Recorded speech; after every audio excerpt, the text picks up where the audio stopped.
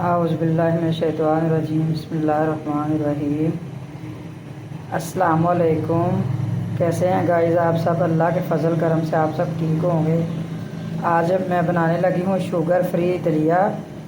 ये मैंने ये वाला चम्मच 2.5 चम्मच मैंने ये दलिए के लिए, और ये मैंने थोड़े से पिस्ते बादाम लिए।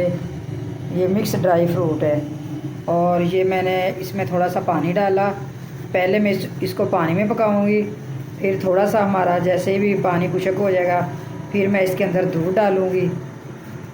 ये देखिए हमारा पानी उबलने लग गया है। अब हम इसके अंदर ये दलिया डाल देते हैं ये साथ में ही। अब हम इसको अच्छे तरीके से चम्मच हिलाते रहेंगे।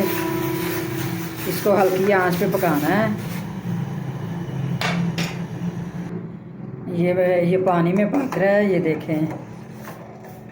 ये जैसे हमारा पानी खुश्क होता है फिर हम इसके अंदर मैंने ये 1 कौली दूध की ली है, फिर मैं इसके अंदर दूध डालूँगी। ये शुगर वालों के लिए बहुत अच्छा होता है। जिसको शुगर है वो घर में ज़रूर बनाए।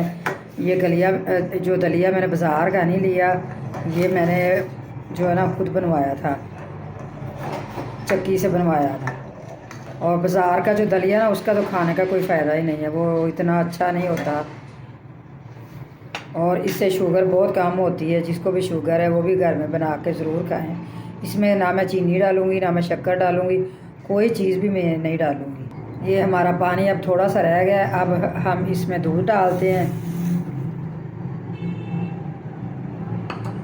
अब हम इसको अच्छे तरीके से पकाते हैं।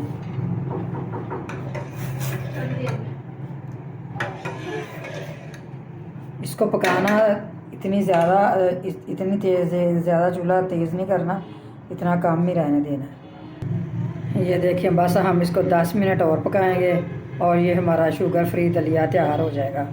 ये हमारा दलिया तैयार हो चुका है। अब हम इसमें ड्राई फ्रूट डालते हैं। 2 मिनट हम इसको पकाते हैं। ये माशाल्लाह हमारा शुगर फ्री दलिया तैयार हो चुका है।